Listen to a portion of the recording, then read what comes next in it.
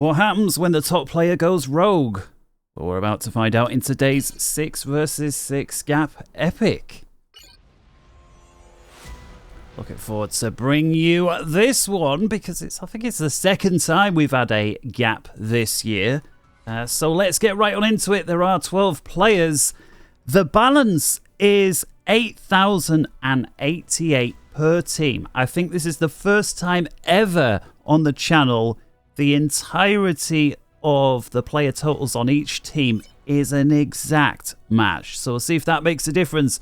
Starting then with team number 1, we'll start on the north side, is Monstradamus. He's going UEF 1100 first land. To his south in sky blue, we've got Fragmaster 1300 going Cybran first air in blue.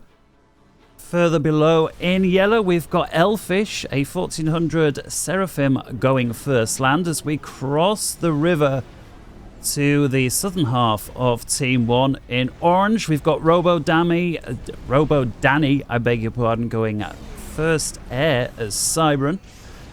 Further down in white, we've got ourselves Vladimir, I think we'll go with. He's a 1800 going Seraphim as well, first land. And to round things off for Team 1 in Burgundy Red is Costum, 1200 going Cybran first land. So no Aeons featuring on Team 1, that'd be a team for me. Switching over then, we'll continue round in a anti-clockwise fashion. We've got ourselves in gold Chewbacca Force, 1200 going UEF first air. To his north in highlighter green, we've got Hoshmosh himself, the highest rate player on his side, going Cybran first and second land in marker pen green. As we round things off then, just before the river in pink, we've got Bushido, Bushido, 1400 Cybran first land, second air. Crossing the river to the north, the final 3 players in red, we've got Madness Intruder going UEF their first land. He's a 1400. Next to him, we do have our first and indeed second Aeon as well. The first Aeon in grey, K240, 1300. And last but not least is Pepper Jack, a 1200 there in green, going first air. With that, introductions are complete and the game may begin.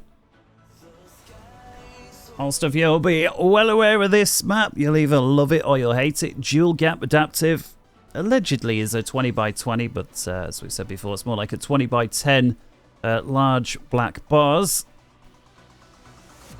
And inside 3 minutes, we've got our first drops taking place. Robo Danny there getting a whole bunch of engineers. There's a fight for the middle. There's only, look at that, about 200 and, what's that, 72 reclaim, but both teams deeming it enough to get a reclaim in. And it looks like Bushido's the first to get the order in. Robo Danny trying to get the reclaim on the engineer, and he just... well, I was going to say just manages it, but Bushido just about manages to get away. So reclaim so far, Bushido 348, Robo Danny nil. And there the reclaim order is complete. Robo Danny gets both the engineer and the second wreck with it. So there we go, 136 mass. So I think it's fair to say that Bushido did better in that exchange, even though he lost the engineer. A couple of hundred mass more. First bomb's away, and that was a beautiful bomb there from Costum. Got at least 3 or 4 engineers there that were assisting Naval Yard. I do see there is a little bit of reclaim in the area as well to be had. Costum with air dominance, interceptor, scout, and bomber. Sending more in all the time. Does pick off yet another engineer.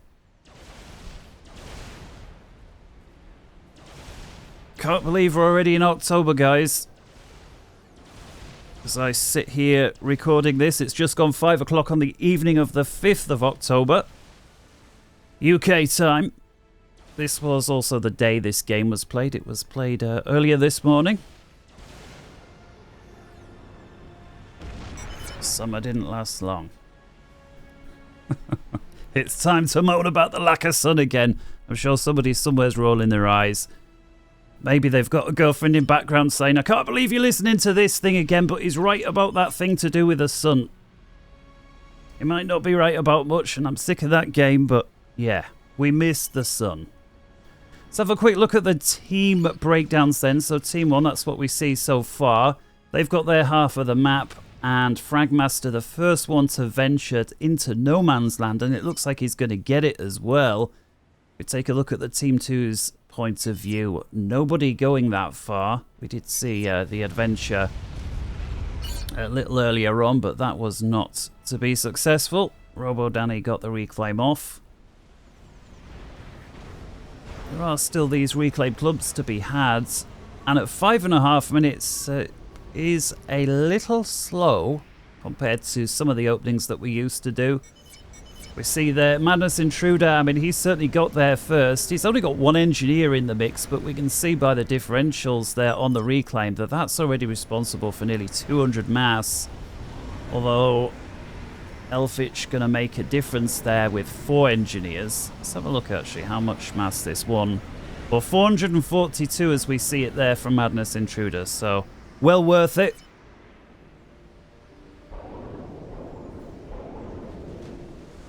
Interesting, I noticed this on another game recently. The sub sounds are very much louder. Certainly zoomed out. Not sure if that's all subs or just the Cybran T1s, but reminds me a little bit of the support commanders going up. Very loud, even zoomed out.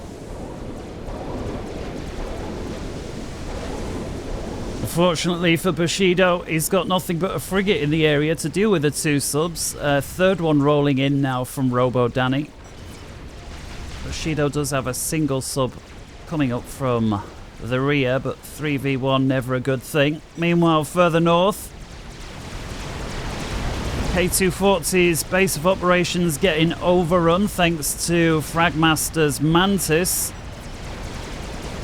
Madness Intruder going north to deal with some of those run-bys, and it looks like he is going to prevent it from getting too much worse, but all the build capacity there belonging to K240 pretty much gone down. His factories remain intact.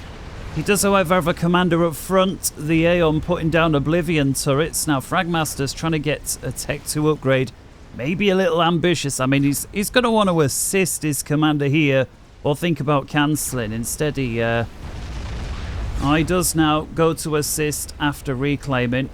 Be interesting to see if he decides to stick around for that. I'm sure he'll be able to manage it. Just at what cost? Well, Fragmaster decides to overwhelm the Oblivion point defense. Not a bad decision at all. If you Tech 1,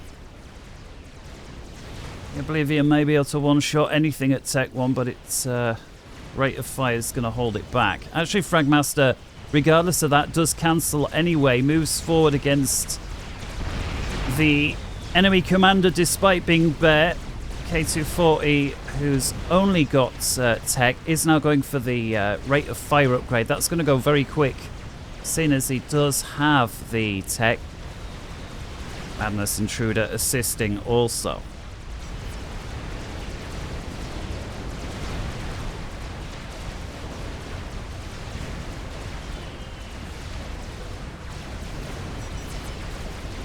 Quick look elsewhere. Nothing too crazy taking place. It's all here. There's now a little bit of support from the team. Hoshmosh as well as Madness Intruder from their... Sorry, I beg your pardon. Elfich together with K240 assisting. Madness Intruder lending some weighting as well with a couple of units. They're going to go down.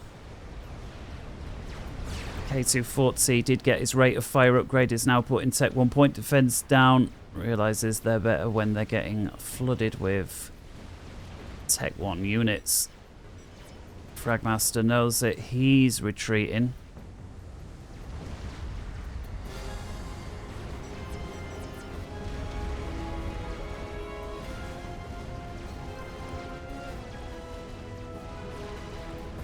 You see this a lot. The top player very quickly requesting lots of energy from multiple teams. Well, I'll say energy. Lots of requests for energy, perhaps we should say. Robo Danny, who got a frigate there into the bay area, I guess we could call it, of the opposing team. Bushido has been pushed all the way back. Does have some subs though, and Robo Danny's expended his. He's gone all frigate. So just as soon as Bushido recognizes the situation and decides to push out, sure, it could be his.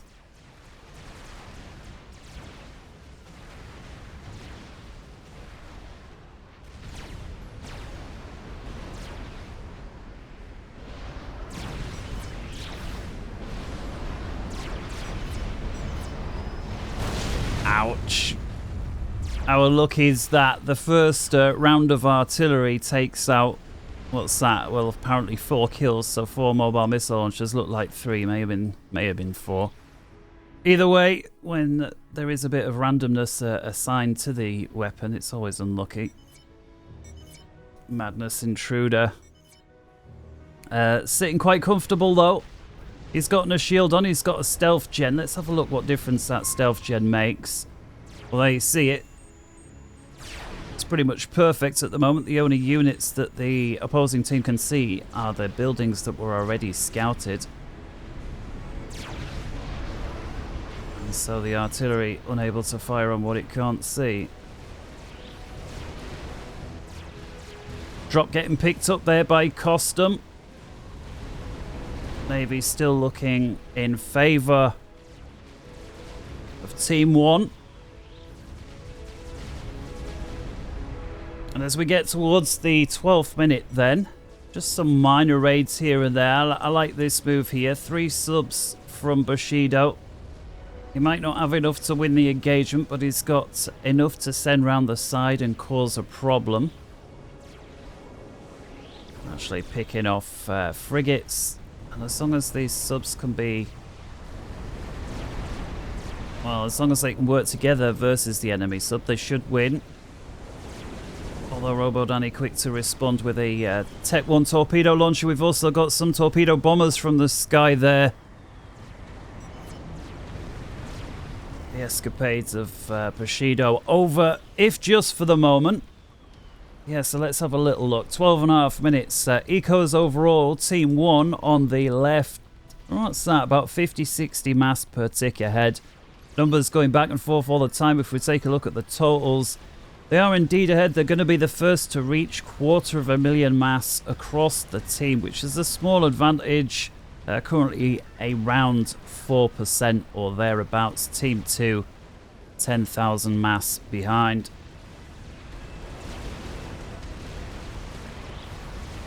Costum, the 1200, who seems to have designated himself in charge of Tech 1 and Tech 2 Air.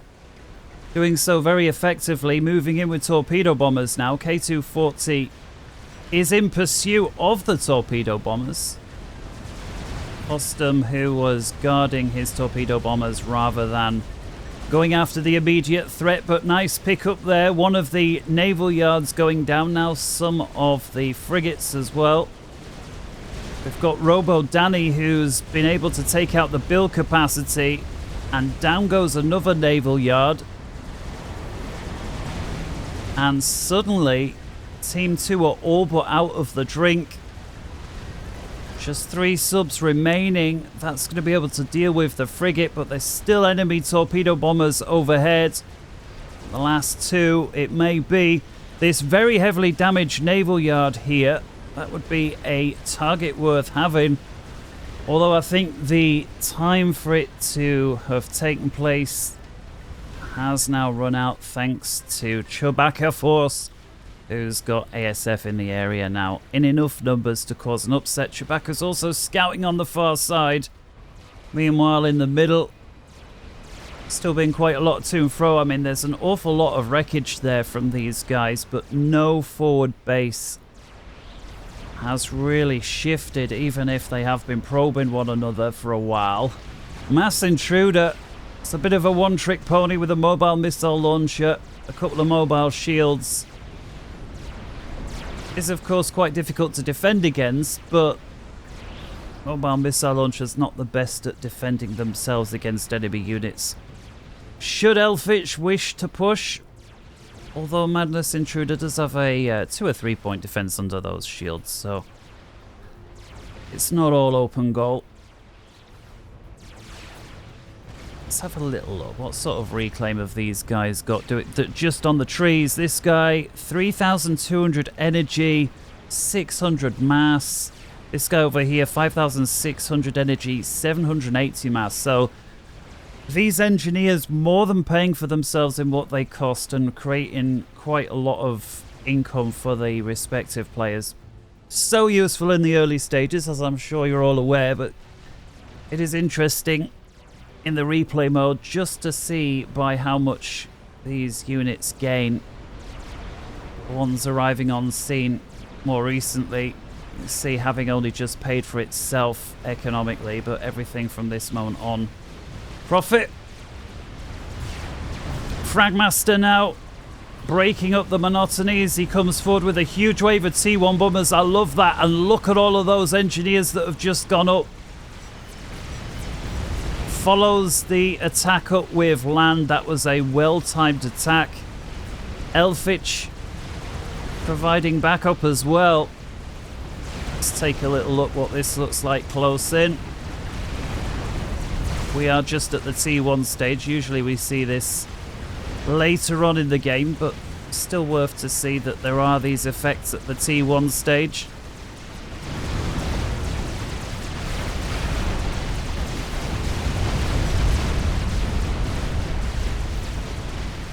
Madness Intruder, there you can see he's got very little to help stop this. There are a couple of pillars though, T2, and the attack was predominantly T1. Mobile missile launchers forced to the back of Madness's base. And there are some walking point defense here, as I like to call them, from Elphich, the Tech 2 Seraphim Ilshi. I did look up actually the amount of damage these guys are able to put out, and I think it's just over half of a point defense, but their health is a little higher, so overall is a little bit of a walking point defense. If you hold your head sideways and squint slightly and all of that, you can sort of make it out to be one, I suppose. K240 holding on there, not looking as strong as he was before. It's more of a static base here. The shields, the point defense. He's capped off some of the mass points, so he won't want to throw it away. He's got 2 Tech 2 support factories, that is all. Elsewhere, I guess players just doing the usual gap thing, trying to tech up. Robo-Danny looks much stronger in the sea than the other. I mean, look at this. What they've got 5 Tech 1 subs and 1 destroyer. Robo-Danny, he must be several times that strength. He's got 5 destroyers, which by itself, 1 destroyer, I'm not sure exactly, but I'd liken it to around 5 Tech 1 subs. Depends exactly how you arrange them, I suppose, but the destroyer having the anti-torpedo capability as well. Certainly if the subs came one at a time, the destroyer would be more like, I don't know, 20 Tech 1 subs. Looks like Bushido knows it. He is on retreat, and so not for the first time. Team 2's side of the map disintegrating in the pond. As Robo-Danny takes it, and there's 5 mechs there, which will give him 10 additional mass points in total. Let's have a little look at what some of the bases are doing. Monstradamus getting his air grid on. Is he T3 across the board? Yes, he is. Not exactly difficult. Fragmaster finishing off his T3 there. The 2 players that were fighting in the middle a little slower to get the tech. Understandably so. Meanwhile, Robo Danny knocking on the door of Team 2. Just as Bushido manages to get some sort of build capacity online, Navy-wise. He's now gotten 3 destroyers, make that 2. He's got a stealth boat. And he's now going for torpedo launchers. Tech 2. As long as he can shield the hives up. Looks like that's exactly what he's doing. He realizes that's going to be the priority. Torpedo bombers coming in now from Chewbacca Force as well. The frigates that are getting too close getting picked off by the torpedo launchers. Looks like another destroyer down. This is a really close fight here. Numbers massively favor Robo Danny, but there's a lot of build capacity here now from Team 2. And it looks like Robo Danny might be thinking about retreating, and it's going to leave a lot of mass behind. Chewbacca Force chucking out more torpedo planes. And he is now prioritizing the cruiser. It's cruiser with 21 kills, destroyer with 10, 8, 7, 5, 17. Although that does look like the cruiser's about to come to an end, but certainly paying for itself. Monstradamus loitering behind the Navy with the ASF. Fragmaster going to throw some Tech 1 air in. Land relatively static. Knowing me, I'll probably miss a battle, but let's take a look at this. Just curious what the orders are. It's actually going what appears to be for the naval yard. Okay, so it's just going to take off some of the hit points, but they're going to get repped up pretty quick. I wonder if Fragmaster's going to go for the build capacity. There's several engineers there, and that may have been accidental. I suspect it was, but either way, job's a good one. Bushido's managed to get a few artillery pieces online. Monstradamus taking his ASF forward. Chewbacca Force with his, together with Pepperjack, who's joined the fight. They're dealing with any bombers that run by. They're not going to get another go. And actually, the land does decide to push while we're looking there. Madness Intruder looking very light on numbers. The base here from K240 looking a little more established, but it's got very few units in play. And of course, the Navy here, belonging to Team 1 from Robo Danny, will be able to take on this base from the side and somewhat behind. But that really is a hold there from Team 2. And Pepperjack now throwing torpedo bombers forward to go after the retreating Navy. Monstradamus is not going to let them have a second pass, although actually a couple of them do. Come on, surely these very heavily damaged destroyers are going to be taken out. There we can see there the anti-torpedo defenses at work, and I'm actually really surprised. I didn't see anybody go down there. A couple of them are coming in for another pass. Some of these may be fresh torpedo bombers. And somehow still the fleet there surviving. Robo Danny's done really well there, but you just think the pressure that he brought to bear over on Team 2's side of the map wasn't able to completely break them. It was very close, and I don't believe there's 23 minutes, and I'm seeing long-range artillery coming from across the way. Here it is. Getting pinged as I see it. Vladimir, who, look at him on the scoreboard, ways out and ahead. He's the first to get 400,000, somewhat ahead of Hoshmosh, who's just gone through 350. And that is a capped off Duke. I think the first round came in just inside 23-minute mark, so it was very quick. And it appears to be that the Navy guy is the main target, who will, of course, have the least well-developed base, having put the majority of his effort into that Navy, which he very nearly lost. Was able to get it back from the brink. Credit to him. And is now working on shielding up the base. Having lost a mass extractor, although he does have access to a whole bunch of mass there. That's assuming, of course, that Hoshmosh don't get there first.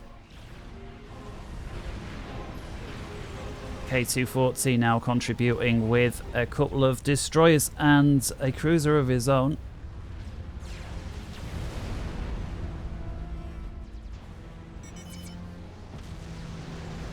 Here we see at the very back of the base. From Team 2, Hoshmosh just started on a Maver. 8,000 hit points in total. Very expensive. Let's have a little look, actually. What do these things cost when they're at home? Well, just shy of 250,000 mass and energy. I'm not even going to try and say that number. Don't know if it was 56 million. Could have been 500 million.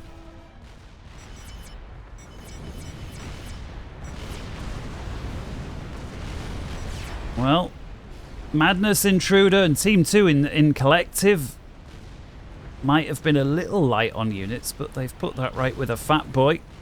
33 kills thus far. And just as well, because Elfich's got a whole bunch of Ilshis here, and I'm sure those Ilshis, well, they may not be able to overrun this base.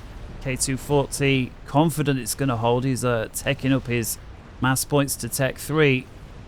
But the base here from Madness Intruder was looking very light, although he's got a few Titans in the area now. Having to keep the Fat Boy moving in unpredictable ways, thanks to the artillery there from Elfich. But things looking okay so far. Lovely decision. I like this. Chewbacca Force puts a Ravager up top, and that's because Team 1 are trying to seal off the enemy's air by lining their side of the map with these SAMs up against the cliff face there. That is nice thinking from Costum, although Chewbacca Force with the response. Could, of course, build a TAP missile launcher as well, do it that way, although that's just me.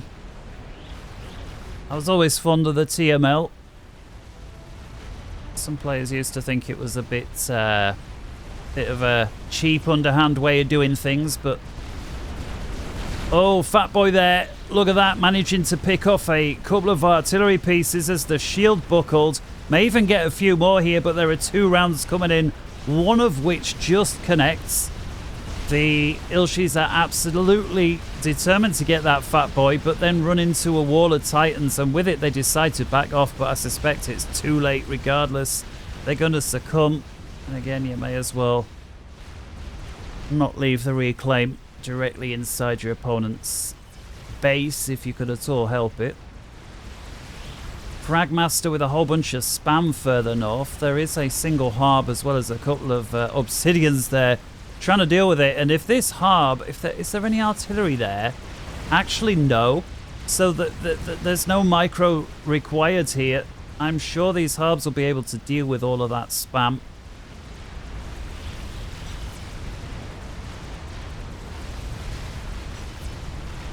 Take another look at the Fat Boy. The shield is about to come back on.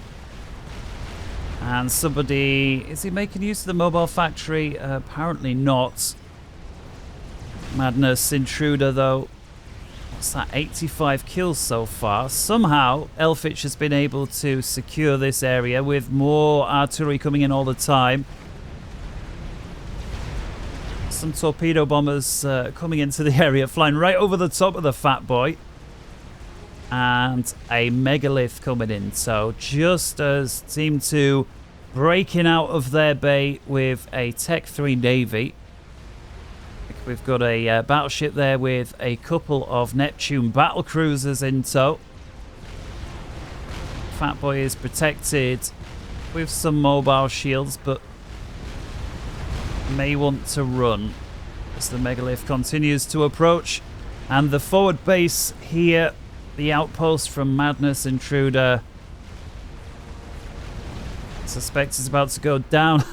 After a brief order telling the Fat Boy to go in, he suddenly realizes, oh no, and what the problem is.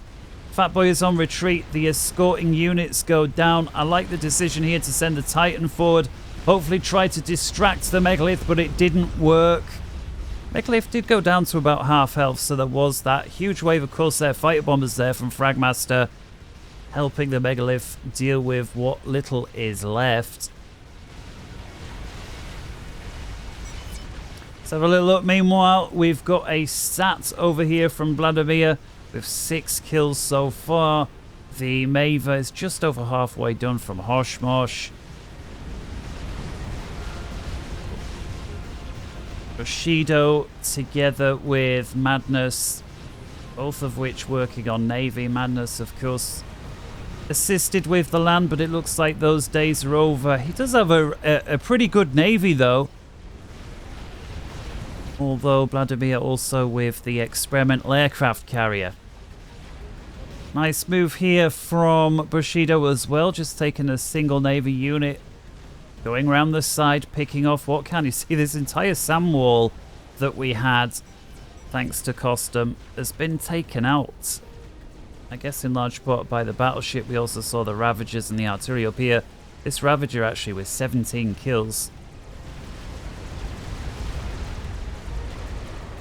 Megalith, I guess he didn't feel comfortable pushing in, but this was this very well developed forward operating base from K240. About to go down now, and he sees it's lost. He's got engineers there trying to reclaim what he could. Just a few Tech 1 units there from Fragmasters. All it takes to clear that up. There was no more shooting units left.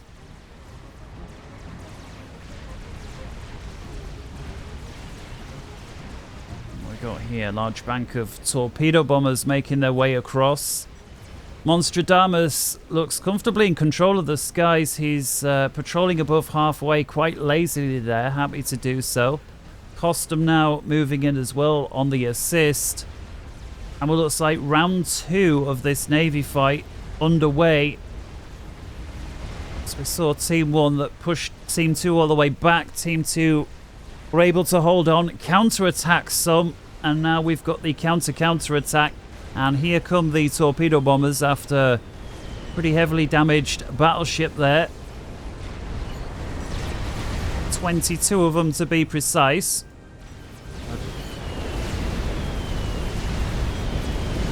All of them getting a single shot off, and actually were able to take out the battleship, perhaps with a little bit of assistance there from the sub-hunters. Vladimir together with the experimental aircraft carriers. And not for the first time this game, Team 2 feeling a little trapped as numerous large naval units. Actually, we've got at least 3 players here with Tech 3 or Tech 4 units. We've got Fragmaster as well, lending a hand with some Tech 1 and Tech 2. Bit of an air fight further south. Team 1 certainly have numbers. Pepperjack knows it. He's on retreat. He's going to lose quite a few SF as he does so. And yeah, Costum breaks off the pursuit. Monstradamus loitering over a lot of SAMs there. Pepperjack happy to engage with inferior numbers because it's underneath, or should I say, over the top of the SAMs. A few more reinforcements there from Pepperjack, and I reckon that is going to be an easy win now for Team 2. They need something, and there it was. I'm not sure if that's out all the air, but it was a large number of it. Speaking of air, Vladimir with a whole bunch of strat bombers there. We saw some getting handed over to him. What's he got? 27. Some of them are cyber and stealth, some are not.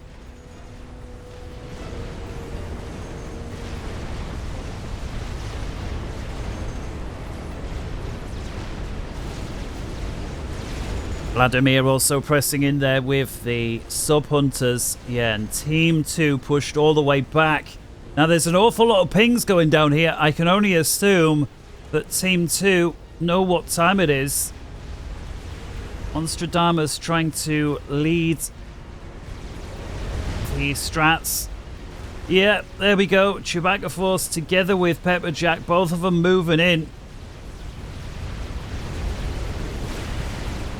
Monstradamus Well, he's trying to get the value that he can, but I think regardless of which, Team 2 have numbers. Team 1 were heavily outnumbered before that begun. They had to fly over all of those SAM sites. Vladimir not happy. I'm not really sure what else could have been done. Your team didn't have the numbers, but...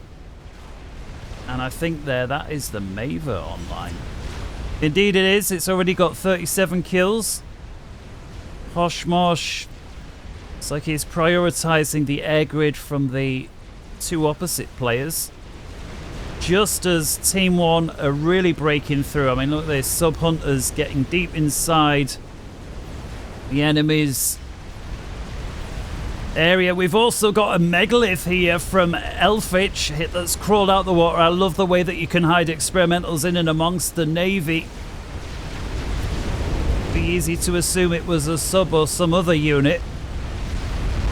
Bushido did have the foresight to evacuate the area. This here is a support commander. 88 kills. We've got a lot of support kennels here able to assist the shields. And actually the Megalith struggling a little bit to get through. Just as one of the shields goes down, another one goes up. Only one kill this entire time. We saw the Megalith mate land there with 88. And it's going to get taken out with 89. Although it did cause a lot of the team's efforts to be redirected. I'm not really going to focus on the Maver. It would be... We'd miss everything else if we did. Lots of gunships now from Pepperjack going after the Navy that's advancing. There are cruisers in this mix, including here the Cybran ones, which means these gunships are not going to last long at all. The air there from Pepperjack flying overhead. Perhaps he feels they've got air dominance. We can use it as a bit of a scout. See here the two experimental aircraft carriers from Vladimir as well, also walking back. But we do have a silver lining there. There's K240 with a single Tempest battleship. A little further back, got a couple of Neptune battle cruisers as well. A couple of destroyers. But really, all the numbers are with Team 1 right now. Nuke coming in.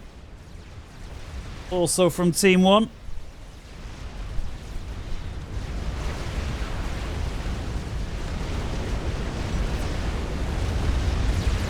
And that looks like it's going after part of the base there belonging to Madness. There was a lot of drone kennels that just went up. There they go. Beyond that, I don't think the damage was too bad. We've got a huge wave of torpedo bombers following up the nuke strike. Pepperjack paying attention, sends all his ASF towards Madness. Oh, they could be going after him, but I suspect they were going after something else. Looks like the lead Tempest, the one that was instrumental in holding the line, is about to go down. K240 knows it. He manages to get a second Tempest online. We've also got our first experimental aircraft carrier back here for Team 2. And a GC now from K240. The GC's gone underneath. Not yet any kills, but we'll be able to get a little further along and be able to use this Cyclops eye. Let's have a little look as we slow time down. And there we have it. Cyclops doing his thing.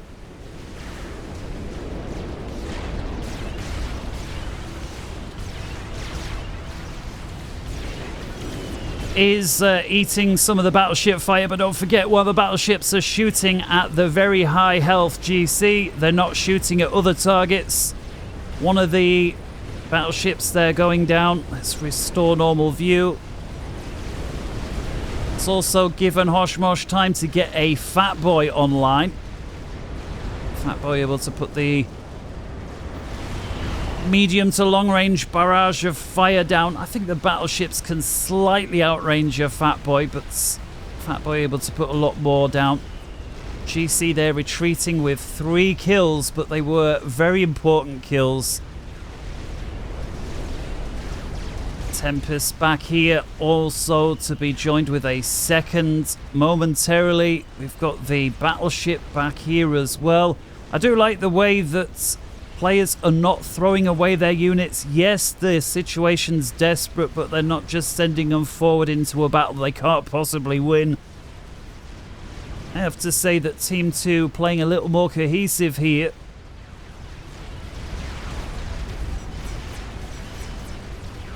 37.5 minutes. We'll just have a quick look what's going on over here. Support commander going up to the Maver fire. You can see actually the Mavers had some terrible impact, certainly on the southern half of Team 1's base.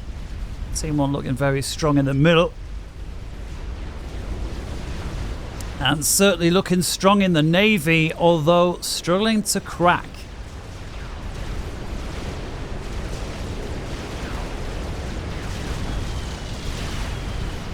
Oshmosh just about able to keep the Fat Boy online. I like this, using the support commanders here to build a shield and then just rolling the Fat Boy out underneath. There is that second Tempest, and so many of these lead battleships here from Team 1 going down.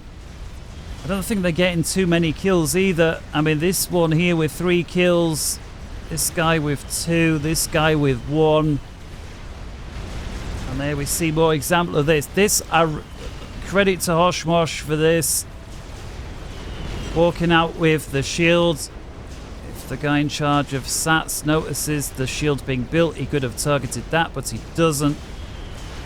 So the Fat Boy there, able to carry on firing with impunity. And so yeah, there we are. We've got these very high value battleships going down for very few kills.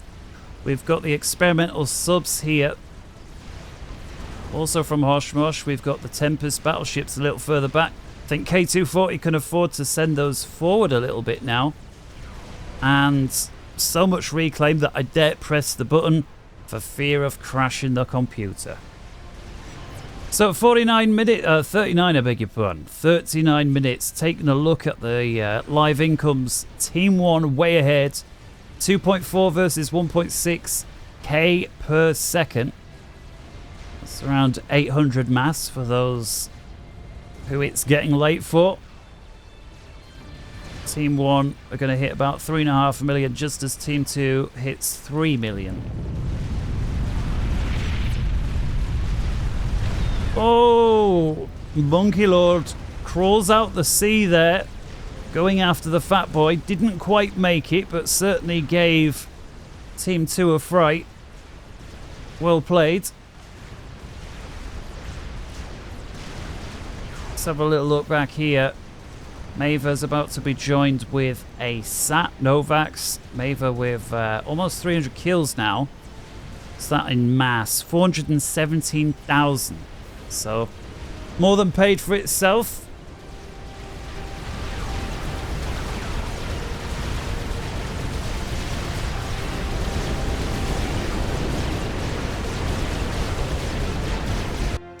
Whoa, somebody paused the game there, but I could have sworn it was my system that was about to go.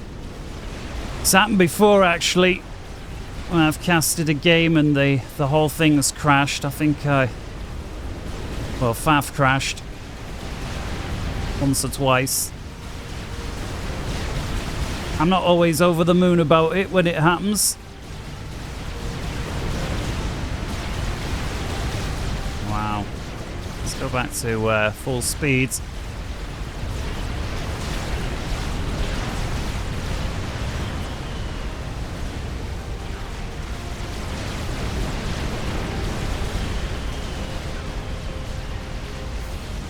Unbelievable.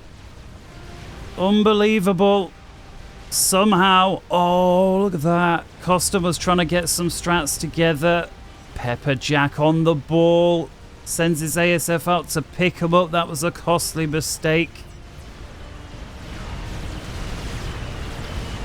And it just don't feel like this Navy from Team 1 is able to get in. Oh, they do pick off one of the Tempests, though. Elfich getting very adventurous with some of the Tech 3 sub-hunters. Tempest with torpedo countermeasures as well, it seems. Able to deal with these Tech 3 subs, no problem. Fat Boy, 16 kills now. So much reclaim here. Fragmaster, together with Elfich, seem to be the players most keen to try and make use of it. It's always just worth checking out what's going on over there. Pepperjack with a big scouting run to see what's what, but I'm more interested as Incy Wincy here, also Fragmaster, is about to make landfall, not for the first time. This time to the north. Madness Intruder. This is what I don't like about the Monkey Lord. When you give it some manual targeting, that ceases fire between each one. Oh, a bit of shield juggling there. Oh, it's going to be close. There goes the Monkey Lord. Actually doesn't manage to get the fusion reactor. I thought it was going to get that, but no, not even. It's actually losing little more than a few shields there. Base is suddenly wide open, but with nothing else really to follow up the attack. Well, there's a little bit of Navy, but it's, by the time players realised what time it was over. Well defended there from Madness Intruder. What appears to be the first sat from Hoshmosh joining into the attack. And although Team 1 way ahead. Oh, there's a Billy nuke there. Beautiful. Predominantly T1, but we did see some lightning tanks in the front there from Fragmaster. He won't want to make that mistake again.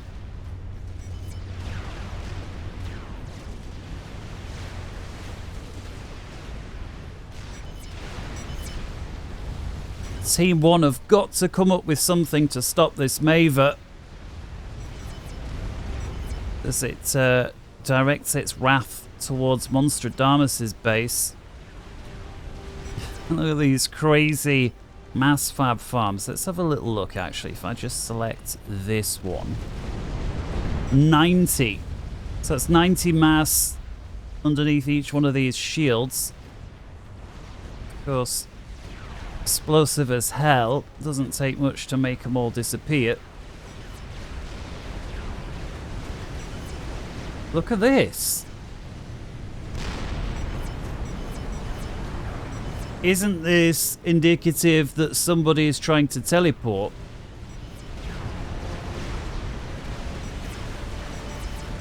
I saw a comment, I'm not sure if it's true or not, perhaps somebody can enlighten me, that the further you try to teleport, the longer it now takes the teleporting to conclude. So sometimes you see players making little short jumps, it's quicker for them to hop, skip and jump. Do let us know if that's true, because that would be a really cool addition. And oh, look at that. The Billy is deflected and is actually going back towards whence it came. Well, let's hope that Team 2 have tap missile defense, because otherwise they're about to get a taste of their own medicine. I'm still keeping an eye out on this Billy, on this teleporting attack here. Oh, where's it going? Does Billy get... Oh, it's shot down. Come on, surely. Surely, they've been teleporting for 8. This actually looks like more than one unit. Because look at how big that is. Maver, meanwhile, 425 kills, 619,000 mass. So it's paid for itself twice over and then. And here we go. That is 3 Seraphim support commanders. There's so many point defenses. Ravagers. We've got the Mazer commander there as well from Hoshmosh. And the Maver survives with over half health. 3 Tele Mazer, but Tele SCUs there from the Seraphim. No luck. And what's more, The attack in the middle is beginning to peter out. I mean, all of these dead ships here, by and large, belong to Team 1. It's now Team 2 that's in the area, and they're going to enjoy all that mass. Let's have a little look what we've got on the clock there. Let's see what some of these values combine into. Well, telephone numbers is the answer.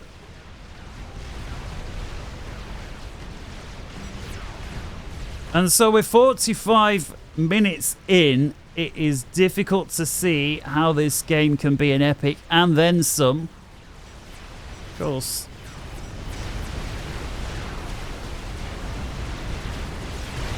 Pepperjack here. So that did have 34 Tech 3 torpedo bombers. The Seraphim, the Aeon Solace, I believe they are.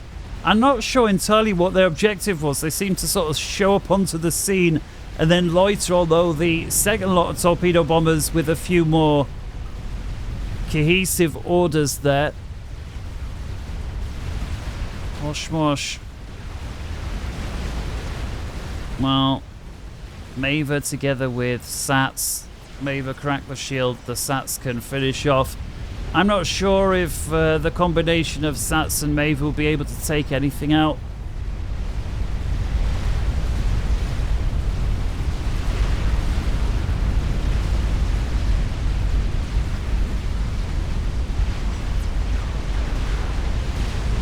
Wow. Scoreboard, sorry guys, seems to have missed or blocked and caused me to miss the first 65 kills of the Monkey Lord here. At the back of the base belonging to Pepperjack in tatters. Actually much of an air grid as well. Well played from Frag Master. Living up to his name. That's a very low health Monkey Lord now. He's got at least 2 or 3 strats on his case. I doubt it's going to live much longer. Meanwhile, Hoshmosh redirecting his attack towards the middle of the map, which had become the most secure part of Team 1's base. Until Monstradamus, still with a lot of units. Could do with a few more shields perhaps, but he'll know better than me. Costum with a much more distributed base. I always like that. If the enemy's got artillery, just spread everything around right good and proper, and if the artillery misses, they get nothing instead of collateral damage.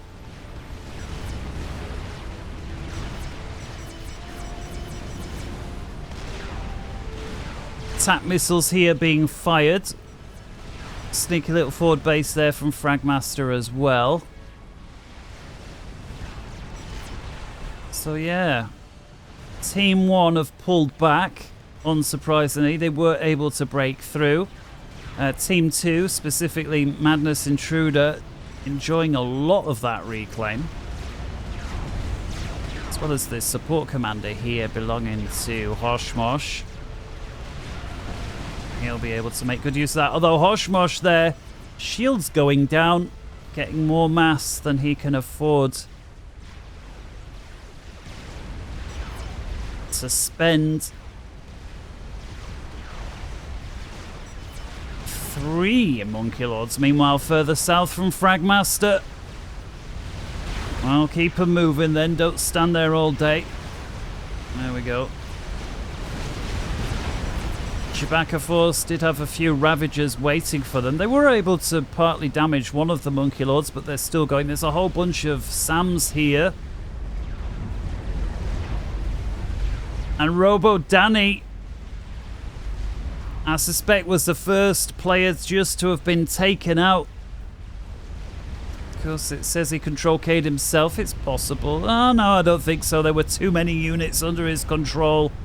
I think that will have been a lucky shot. Meanwhile, Fragmaster still presses on. There are 3 fat boys here laying down, covering fire. We've got multiple broadswords. It is Chewbacca Force's base that's on the line. The Monkey Lord, it's pointless trying to go over there. You need to try and inflict as much damage as you can, because you've got a few seconds to do it all in. It's like the first Monkey Lord, down it goes. The second one won't be much longer. And just one Monkey Lord remains. And I'm not even sure it's going to be able to get through these shields as another wave of Ravager fired together with the Fat Boys. Monstradamus comes in for an air fight. There are so many Sams here. It's maybe not advisable, even if you do have numbers. Monstradamus, whose base has taken a heavy hit. And once again, Hoshmosh has taken a dislike. Back into the main base. Oh. Fragmaster with a couple of Monkey Lords once again. To team... Let's have a little look. To team 2, well, yes, they do see. For sure, they've got Omni. Out comes a Billy. Now this time, this one tap missile defense is not enough to stop it. I think there was a time where one... Oh! Oh, just in time to see that. The experimental bomber drops a bomb that was never going to work. I suspect Control K's it. Tries to hit the Maver, actually doesn't cause any damage to the Maver whatsoever. I mean, it is... Did that hit the Maver? Was that a miss? Or have they... Well, Elfich says it there. Has the crash damage nerfed? Maybe the splash damage is less, or maybe the damage in total is less, but the Maver didn't take a single hit point. Maybe the fusion behind it, but either way, that's 2 serious attempts against that Maver, both of which have failed.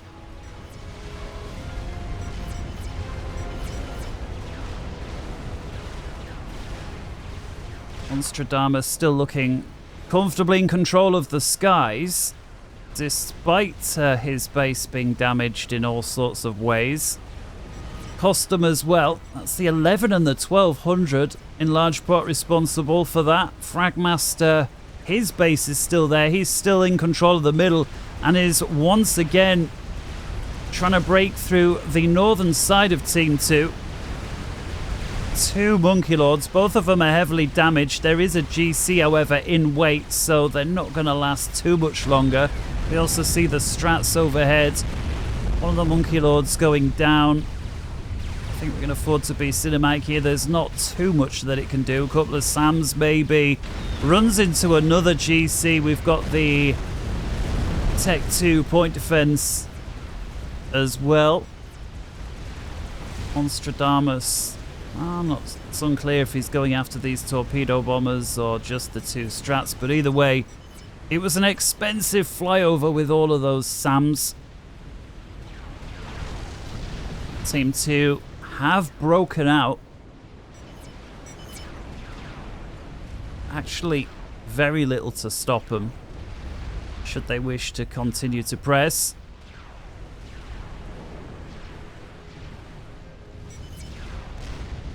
Don't forget, we do have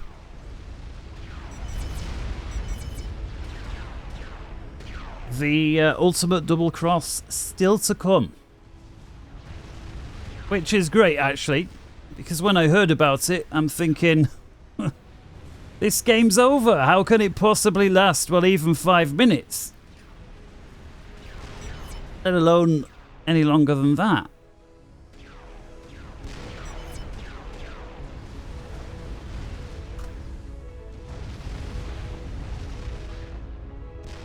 Elfich telling, I suspect, the opponents just to build nukes.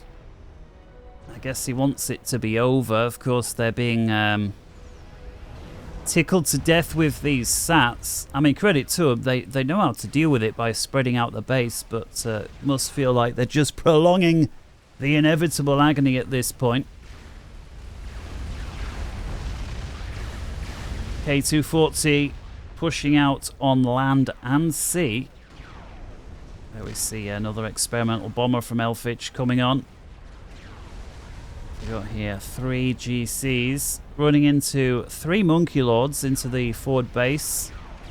Well, depends on micro, I suspect, and if Fragmaster can get this 4th Monkey Lord on.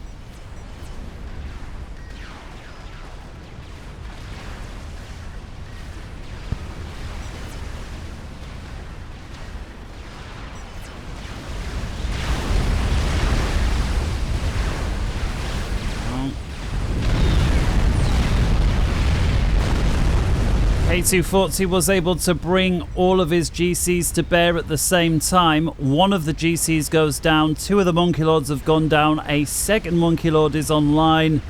Well, Full Health Monkey versus Full Health GC is always going to go the GC's way, all else being equal.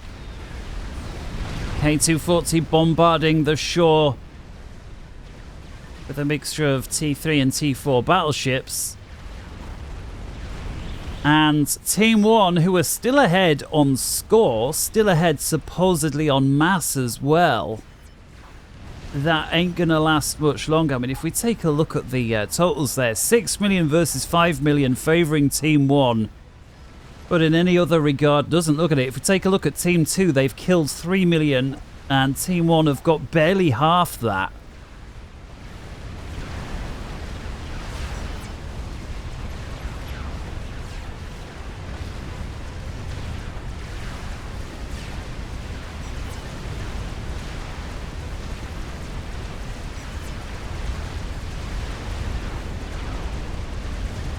No sats new. I still hope you guys win. My team is trash. And there we have it. Hoshmosh at 56 minutes. Wishes his team luck. Add on to insult to injury. The other team, Team 1, I beg your pardon, managing to get a Scathis online. But Hoshmosh, the Maver, and all of the sats together with the rest of his base have just gone up. Hoshmosh just made a game that was turned into a bit of a steamroll. Far more interesting. Yes, you could argue maybe Team 2 slightly better in the base, but Team 1 have got the Scathis now. And in it comes...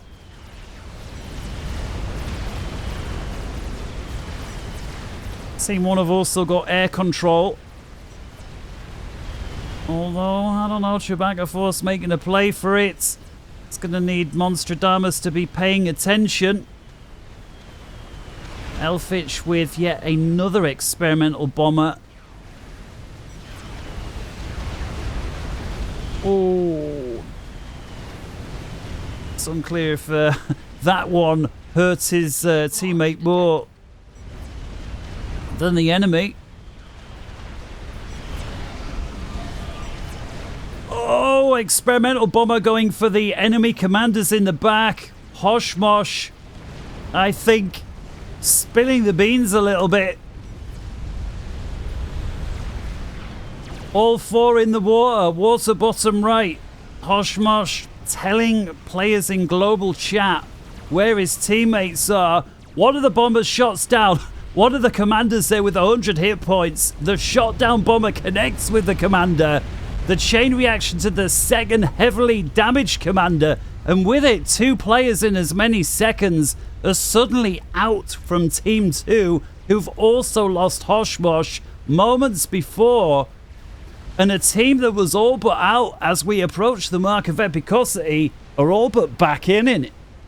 Just 3 players left from Team 1. They're all, from Team 2. They're all on the northern part of the island. 5 out of the 6 players still left from Team 1. And they've got the Scathis. What a turn of events. And it would be rude of me not to take the opportunity to ask you guys to leave a like if you haven't done already. Although, maybe this is about to upset things. K240 and his 3 GCs, we saw them set off a while ago. The Navy wasn't quite able to keep up. 3 Monkey Lords in defense. Perhaps they'll have better luck this time. Monstradamus with a monster number of broadswords. One of the GCs goes down. The Monkey Lords primaring the 2nd GC. GC did take out the strategic missile defense, the leading one. It's not going to get much else done. And there we have it. Nuke, though, goes in like night follows day. Team 2 recognizing their window of opportunity. There's numerous commanders back there. I'm not sure if that was the target. I did see a flash there, but could have been a ping. Scathis fire, meanwhile, rains down as the nuke goes across. It's not often that you see just teams so completely destroyed, and then the top player on a no-share game decides to make things interesting. In comes the nuke, and Monstradamus looks like he's gotten very close. Fragmaster, mate. Oh, goodness me, was that close. That could have almost been game right there. All 5 commanders just get out the way.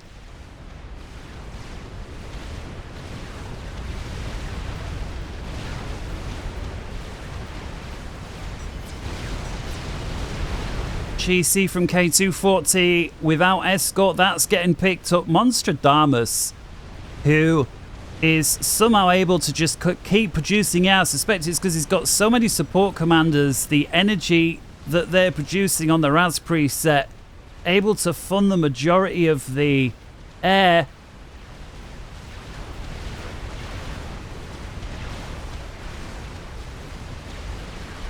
Hoshmosh's team clearly unhappy with what's happened. But I have to say, from a purely spectator's point of view, it made for a steamroll game. Far more interesting that is anything but over. We're through the mark of epicosity. Let's have a look. How's the Scathis doing? 389 kills. It's got 305,000 mass, so about half that what we saw the Maver have.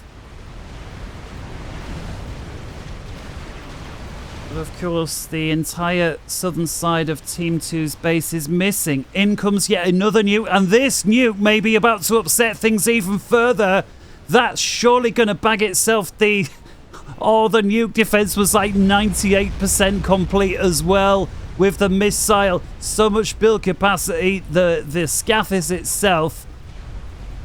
And a Soul Ripper that was almost done. Could this game get any more crazy? The last few rounds about to drop in.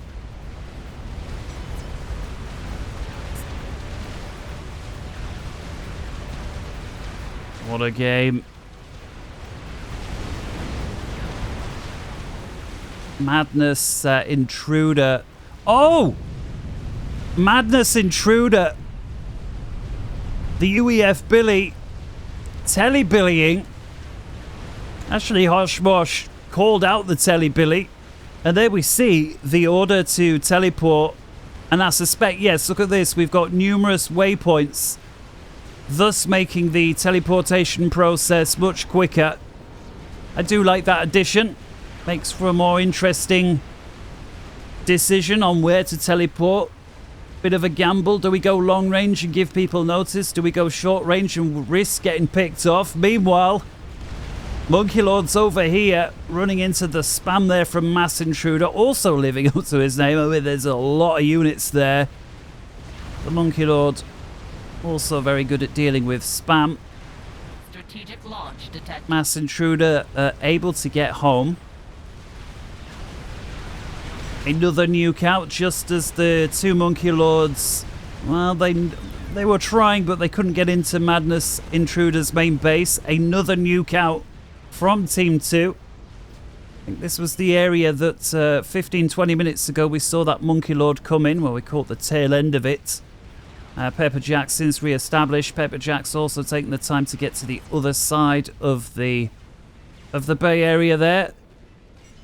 And in comes another nuke. Surely this one, and it is shot down. I was going to say, if that one connected, it must be over. Fragmaster is going for another Scathis, almost 50% online.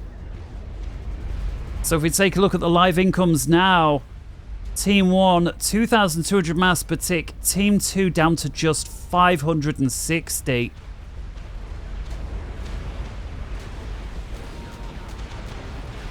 Doesn't need me to tell you that's about 4 pieces of mass for every 1 piece coming the other way.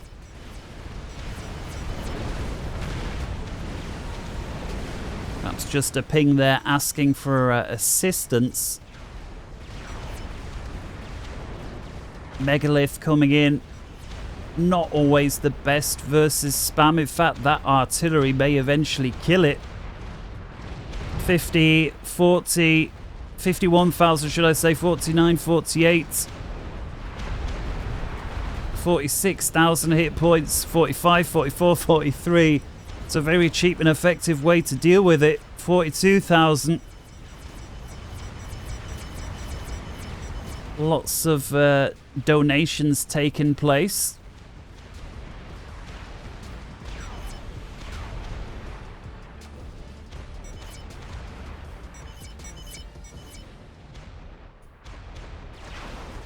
Costum asking who needs mass.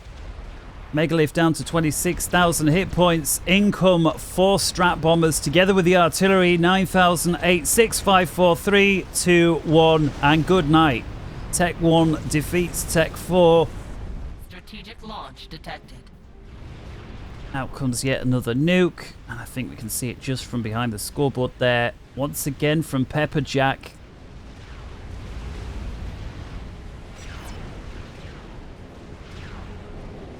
There's not been too much urgent devotion to the southern side, I have to say. Players must be far too busy. I mean, there's a lot of reclaim to be had.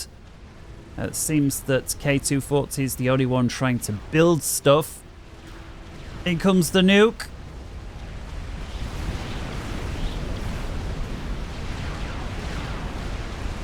And intercepted once more. Actually, this nuke responsible, this anti-nuke should I say, currently has no missiles in the clips, so if Team 1's not already aware, they need to prioritize that. The Scathis, meanwhile, is nearly online.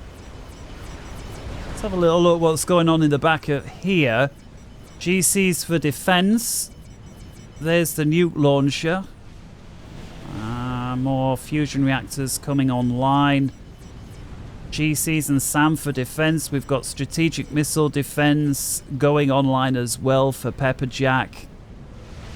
I'm not seeing any major game-ending device.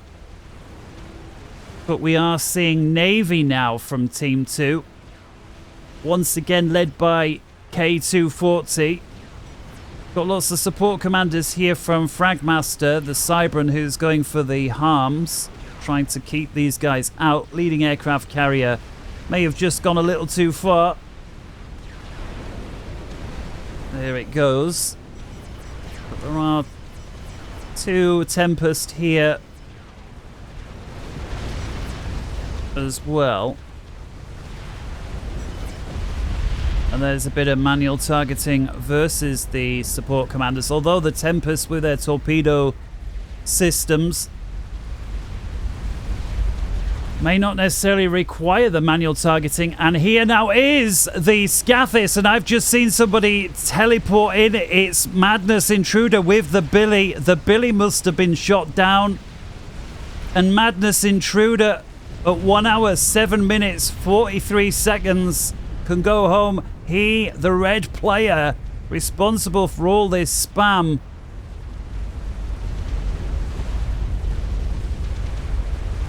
And add to make matters worse for Team 2, they of course got the incoming Scathis fire down to just 2 players, K240 and Pepperjack, 13 and 12 respectively, 100 on the rating.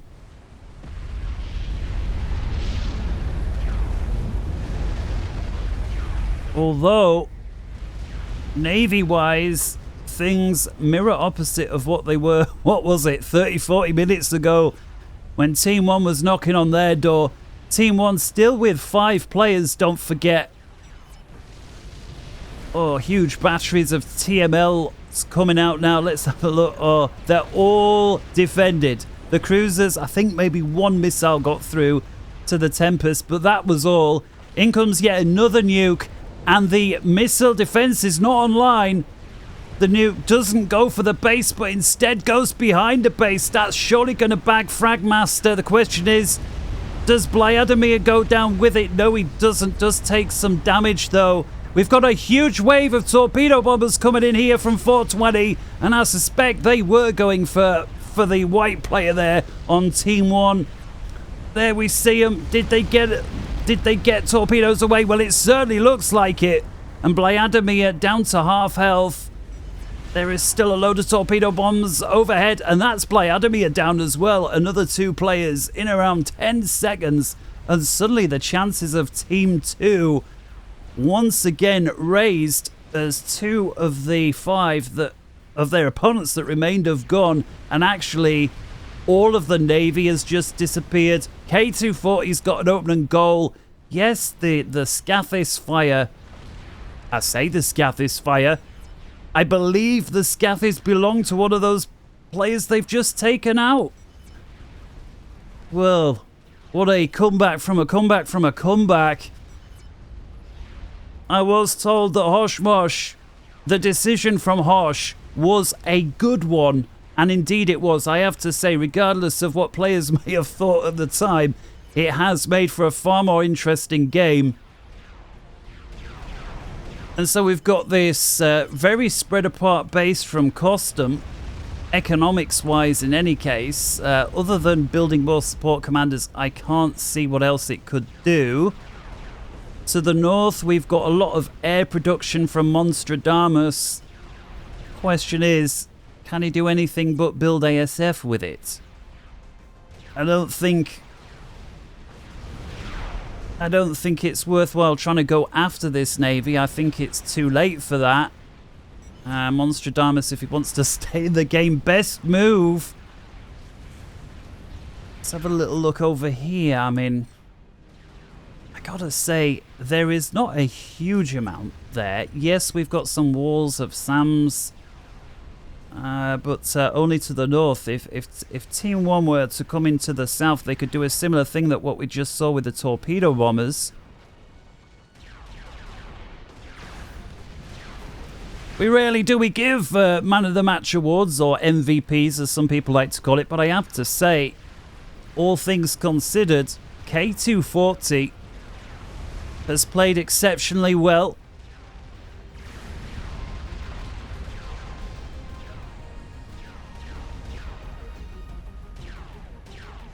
He's now also gotten a GC out of the water as well. I'm not sure if Team 1 saw that coming or not. They'll be aware of it now, but I don't see anything to stop it. Yes, there's a few support commanders. Oh, there are. Okay, broadswords, but how long are they going to last when there's this Navy? And the broadswords are actually going for the Navy, not for the GC. Perhaps they feel they've got no choice because of the aircraft carriers and their anti-air capability. Down goes one of them. I mean, there's some Tech 2 cruisers here, but what's that? The GC's got nothing to stop it. It's a 2-star. We've got a Soul Ripper further back. That would be ideal, but is it too close to the coastline? Would it just get shot down? We've got another GC from 420 that's gone south. There is a single megalith here. It's a low health megalith. Team 1 have just gone south so quickly. Elfinch tells his team to give up. You've got no chance.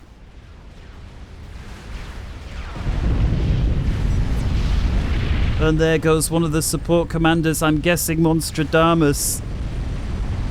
He's going for the Ravager wall creep, but we've now got long-range artillery coming in as well.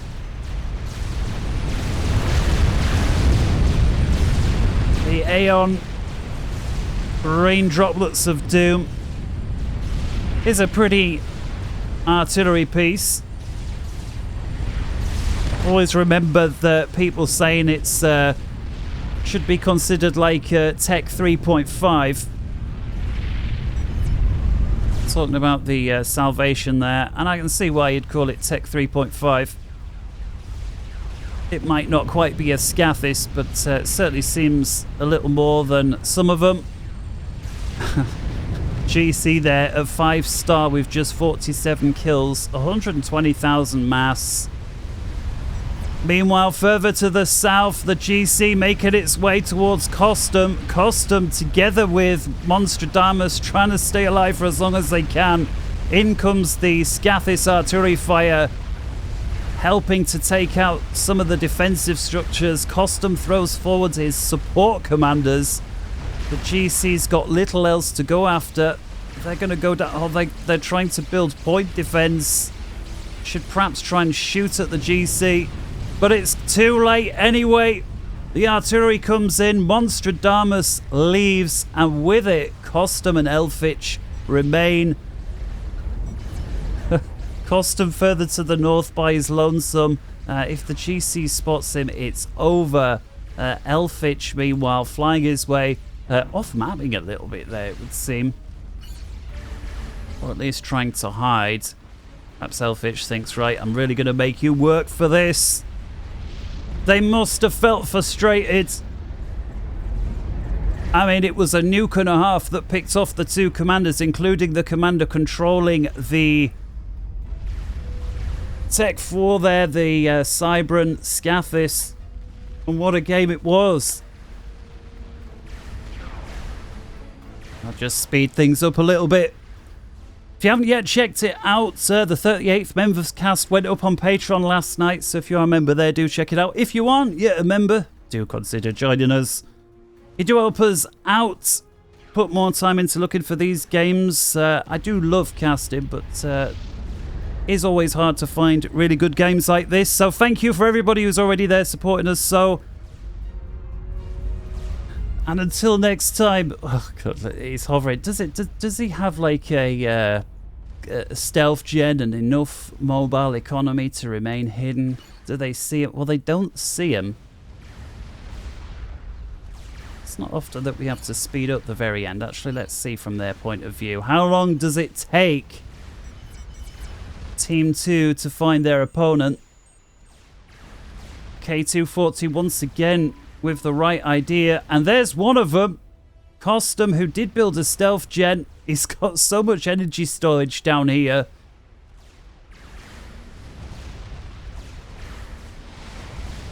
Oh, and there we've got Elfich spotted. Both of the players have been spotted. The artillery's homing in on the enemy commander. We've got strats coming in from K240. See how this ends. In fact, the T4 artillery, it wouldn't be unheard of to shoot down transport aircraft. Elfich still flying around, but then is taken out. Pepperjack gets the kill. Costum, I love the hiding there from the worst of the artillery, but there's still some falling in. Costum, who is Tech 3 and Nano, doesn't, however, have the energy, or should I say the engineering, but again, so much storage there. It's not clear where his mass is coming from. Apparently he's got 14 mass per tick, but it doesn't matter anyway. It's over. And with that, the end of an epic. I do hope you enjoyed it. Don't forget to check out the Patrons for the members there. And until next time, wherever in the world you may be, good morning, good afternoon, good evening, and good night.